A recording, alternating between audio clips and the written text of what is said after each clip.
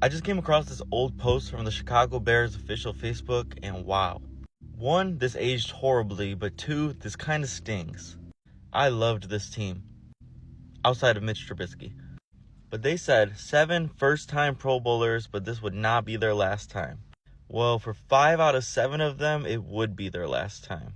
The two who would make it the next year were Kyle Fuller on the very left and safety Eddie Jackson.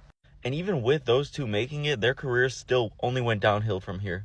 Kyle Fuller had 7 interceptions that year in 2018 when he made the Pro Bowl. He would go on to only have 4 interceptions for the rest of his career. Eddie Jackson scored 3 touchdowns in his first 2 years, 2 of them being in that 2018 Pro Bowl season. He would never score a touchdown again after that. Tariq Cohen might be the saddest case out of all those guys, because he would just be hit with a really bad injury bug for the rest of his career. He would only really play 1 more season after that year, and his career would officially end in the most heartbreaking way when he tore his Achilles on Instagram Live.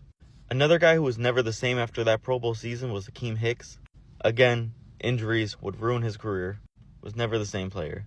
Mitch Trubisky would go on to struggle extremely and be benched like 2 years after that Pro Bowl, where since then he's been a career backup. The 2 linemen would go on to have okay careers. Cody Whitehair dealt with a lot of injuries.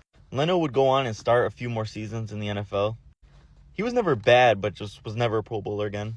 It was a really sad ending for one of the most exciting teams in Chicago Bear history.